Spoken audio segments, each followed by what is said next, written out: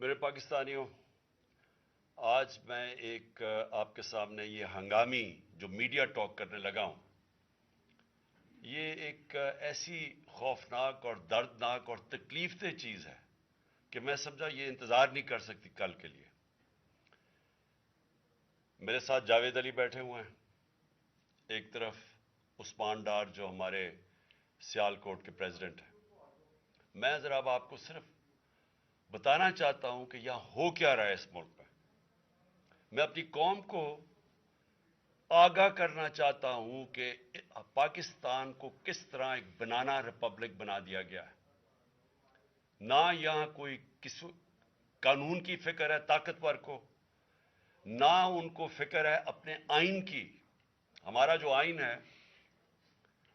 اس کا آرٹیکل 14 وہ واضح طور پہ کہتا ہے کہ ہر انسان کی عزت کی حفاظت کی جائے گی، ہر انسان کی ڈگنیٹی کو پروٹیکٹ کیا جائے گا۔ یہ ہمارا آئین ہمیں حق دیتا ہے۔ لیکن جو یہ جاوید علی سے ہوا، یہ میں اس کے منہ سے آپ کو سننا چاہیے کہ اس انسان سے ہوا کیا۔ اور میں اس کے بعد آپ کو بتاؤں گا، یہ جب ختم کر دیں گے، کہ یہ جاوید علی تو ایک آدمی ہے جو سامنے آ گیا ہے۔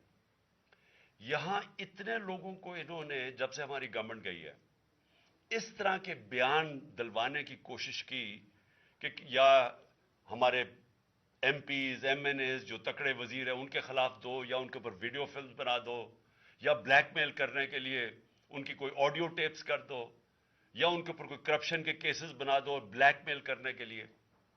صرف ایک ان کا مقصد ہے کہ کسی طرح تحریک انصاف اور عمران خان کو کمزور کر کے ان چوروں کو پھر سے الیکشن جتا دیا جائے۔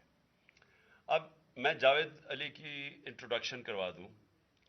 ان کو عثمان ڈار نے، جو کلاس 4 ہوتی ہے، جو کلاس 4 کی نوکری ہوتی ہے، وہ نوکری دلوائی سیال کوٹ میں۔ یہ خود بتائیں گے کہ ان کی نوکری ایک چوکیدار تھے، چوکیدار کی نوکری تھی۔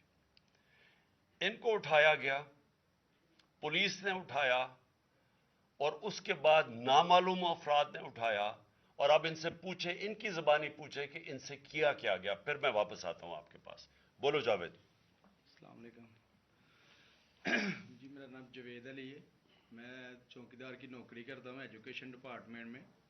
تو مجھے ادھر بلایا جاتا ہے کال کر کے کہ آپ آئیں ادھر اور آپ سیلری اپلائی کریں اور آپ کو جو ہے نا آپ کی سیلری ملے۔ میں ادھر گیا ہوں اور مجھے ادھر صبح 11 بجے سے لے کے تقریباً 3-3:30 بجے تک بٹھایا جاتا ہے۔ آپ بیٹھو، کرتے ہیں تقریباً ادھر 4 بجے کے قریب 7-8 پولیس والے آتے ہیں۔ وہ ادھر سے مجھے پہلے ہاتھ کڑی لگاتے ہیں، بعد میں میرے آنکھوں پہ اوپر شرٹ باندھتے ہیں اور اوپر چولا ڈال لیتے ہیں کہ جیسے میں کوئی دہشت گرد ہوں، ٹھیک ہے۔ ادھر سے مجھے پرائیویٹ گاڑی میں اٹھاتے ہیں اور لے جاتے ہیں نامعلوم جگہ پہ۔ ادھر جا کے میرے اوپر مارک چڑھا ہوتا ہے، آنکھیں باندھی ہوتی ہیں، تقریباً 7-8 بندے ہوتے ہیں وہ جو مجھے جاتے فرش پہ لٹا دیتے ہیں اور مارنا شروع کر دیتے ہیں کہ تم نے، عثمان ڈار نے تم سے کتنے پیسے لیے نوکری دلوانے کے لیے۔ میں کہتا نہیں دیے، پھر بھی مجھے دوسری دفعہ کبھی الٹا لٹکا دیتے ہیں کہ مانو تم نے عثمان ڈار کو پیسے دیے ہیں، کانٹریکٹر سے لے کے پیسے دیے ہیں۔ جب نہیں مانتا تب بھی مجھے کبھی سیدھا لٹکا دیتے ہیں، کبھی الٹا لٹکا دیتے ہیں۔ اور بعد میں جب میرے مثلاً کہ کبھی اینٹ ادھر سے اینٹ اٹھاتے ہیں، اسے دھاگے سے میرے نازک حصوں میں باندھ دیتے ہیں کہ مانو تم کانٹریکٹ سے پیسے لے کے عثمان ڈار کو دیتے ہو۔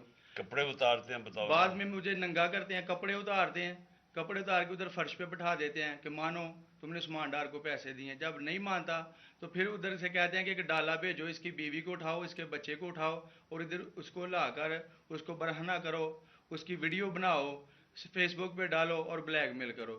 تب ادھر سے جا کے جب میری فیملی آئی تب میں ادھر سے ٹوٹا، ان کے آگے رویا کہ اب آپ بتائیں کہ میں نے کیا کرنا ہے۔ اس نے کہا کہ آپ 134 کے بیان دیں اور یہ کمنٹ میرے کہہ رہے ہیں کہ آپ نے یہ پیسے ٹھیکیداروں سے لے کے عثمان ڈار کو دی۔ یہ بتائیں آپ کہ کوئی، یہ سب چپ ہو جاتے تھے جب کوئی آتا تھا ایک ادھر آدمی؟ جب میری تو آنکھیں باندھی ہوتی تھی ٹھیک، اس وقت جب کوئی آتا تھا، ادھر کوئی افسر آتا تھا، یہ کہتے تھے کہ بڑے صاحب آ گئے ہیں، بڑے صاحب آ گئے ہیں، اور سب سائلنٹ ہو جاتے تھے۔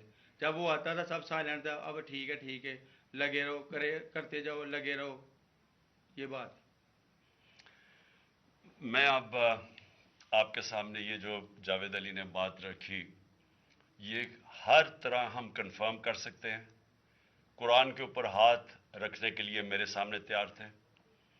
یہ عثمان ڈار کو پھنسانے کے لیے، اس کو کرپشن کیسز میں لانے کے لیے، یہ ساری چیز، یہ جو اس سے 164 کا بیان دلوایا گیا، اور پھر بیوی بچوں کو ساتھ والے کمرے میں لا کے ان کو کہا کہ اس کو ننگا کریں گے. یہ سیدھی بات بتائے، بیوی کو کہا کہ اس کو ننگا کر کے اس کی تصویریں بنائیں گے اور پھر فیس بک پہ چلائیں گے. میں آج اپنی بڑے رسپیکٹ سے، میں اپنی عدلیہ سے، میں اپنی چیف جسٹس صاحب سے کہنا چاہتا ہوں کہ دیکھیں، میں اب سے نہیں، جب سے ہماری حکومت گئی ہے، میں تب سے کہتا رہا ہوں کہ ہمارے بنیادی حقوق کی حفاظت کون کرے گا. شہباز گل کو اٹھایا، اس کو ٹارچر کیا گیا، اس کو ننگا کیا گیا، اس کو لٹکایا گیا اوپر، اس کو مارا گیا. اس سے بیان دلوا رہے تھے کہ عمران خان کے خلاف سٹیٹمنٹ دو، جو اس کو کہہ رہے تھے عثمان ڈار کے خلاف سٹیٹمنٹ دو.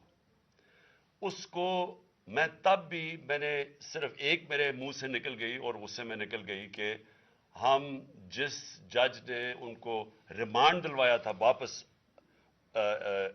شہباز گل کو واپس جیل میں جب وہ ٹارچر ہوا تھا، تو میں نے کہا قانونی کارروائی کریں گے. میرے اوپر کنٹیمپٹ نوٹس کیا گیا، لیکن کوئی کسی نے ایک کسٹوڈیل ٹارچر ساری دنیا کے اندر منع ہے، کسٹوڈیل ٹارچر کے اوپر کچھ نہیں ہوا.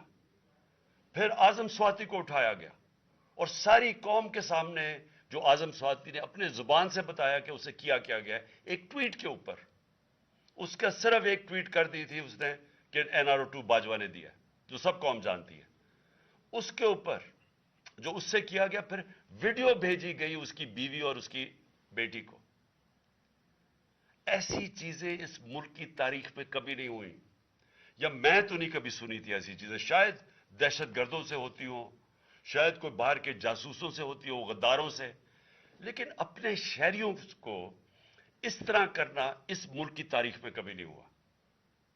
میں نے جب مجھے گولیاں لگی، میں نے تب چیف جسٹس صاحب کو پہلے مخاطب ہوا. میں نے کہا دیکھیں، جنہوں نے مجھے یہ قتل کرنے کی کوشش کیا وہ سارے اقتدار میں بیٹھے ہوئے ہیں. اس میں یہ جو ایک آدمی ڈرٹی ہیری جب سے جنرل باجوہ لے کے آیا یہاں، تب سے یہ تشدد شروع ہوا ہے. شہباز گل کا، اعظم سواتی کا، مجھے گولیاں لگی. یہ جو داستان آپ سن رہے ہیں، سوشل میڈیا کے بچوں سے پوچھیں، جب سے یہ آدمی آئے ان سے اٹھ کے کیا ہوا. ان کو کم بند کمروں میں کپڑے اتارے گئے، ذلیل کیا گیا. ایک ماں باپ نے مجھے کال کی، انہوں نے کہا ابھی تک ان کا بیٹا نارمل نہیں ہوا. اس سے اوپر اتنا تشدد کیا کہ وہ ابھی تک نارمل نہیں ہوا. اور میں ان کو کہا، جس طرح اس کو جاوید کو کہا میں نے سامنے آؤ، سب ڈرتے ہیں، نامعلوم افراد سے سب ڈرتے ہیں، اور کوئی کسی قسم کی پروٹیکشن کسی کو نہیں ہے، کیونکہ یہ قانون کے اوپر ہے، یہ جو مرضی کر لیں، کوئی ان کو بچانے والا نہیں ہے. کوئی جاوید جیسے انسانوں کو جب یہ کرتے ہیں، اس کو پھر دھمکیاں دی گئی کہ تم نے یہ بتانا کسی کو نہیں ہے، تو ہم یہ کر دیں گے، ہم تمہیں یہ مروا دیں گے. تو یہ اس ملک کی، ہمارے پاس تو ایک ہی راستہ ہے، اور مجھے پتا ہے کہ عدلیہ کے اوپر پورا اٹیک ہے یہ مافیا کا. یہ پولیٹیشن نہیں ہے، یہ مافیا ہے جو ٹیپیں بناتا ہے ججز کی، جو ہر قسم کی بلیک میل کرتا ہے. انٹیریئر منسٹر ٹیپ چلا رہا ہے کسی کی، یہ بالکل غیر قانونی چیز ہے. وہ جج کی ٹیپ چلا رہا ہے، وہ اس کی مریم وہ ٹیپ چلا رہی ہے کسی ارشد ملک جج کی، کبھی ثاقب نثار کی ٹیپ چل رہی ہے. یہ کسی مہذب معاشرے میں یہ چیزیں نہیں ہوتی. یہ کنٹرول کے لیے، عدلیہ کو کنٹرول کے لیے صرف یہ سارے حربے استعمال کیے جا رہے ہیں.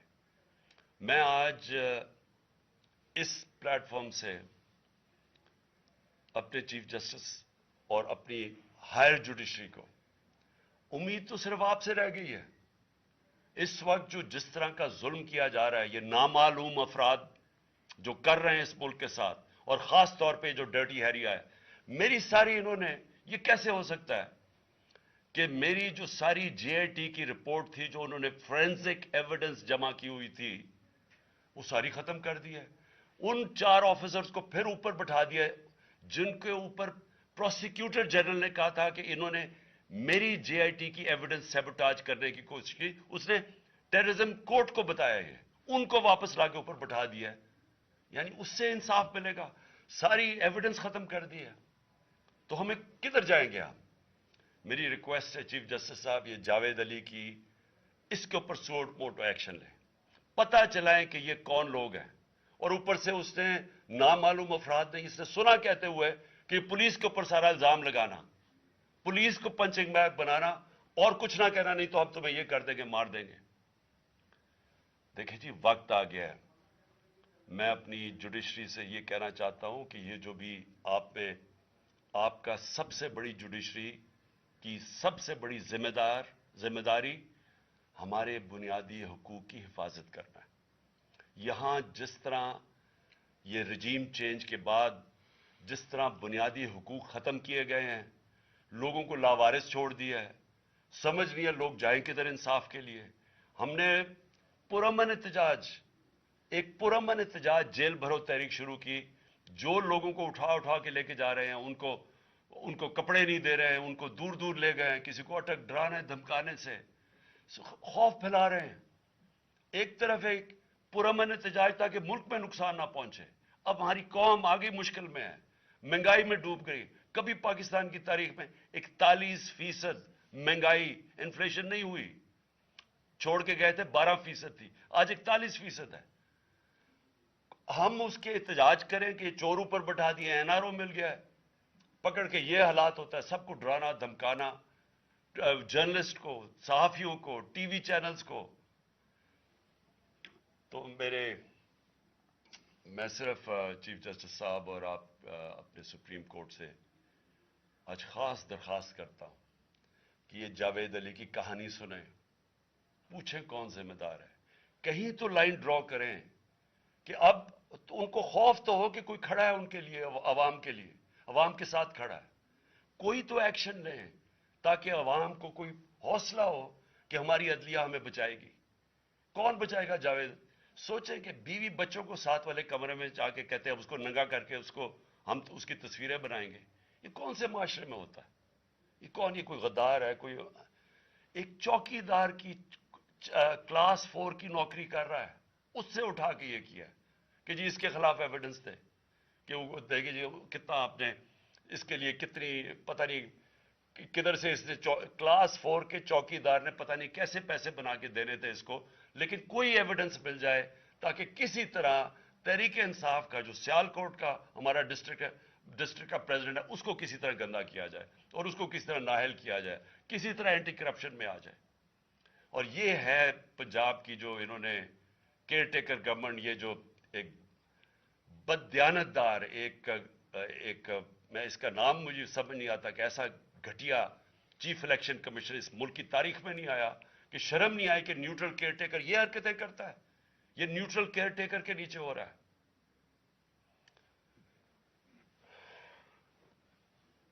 بہت بہت شکریہ.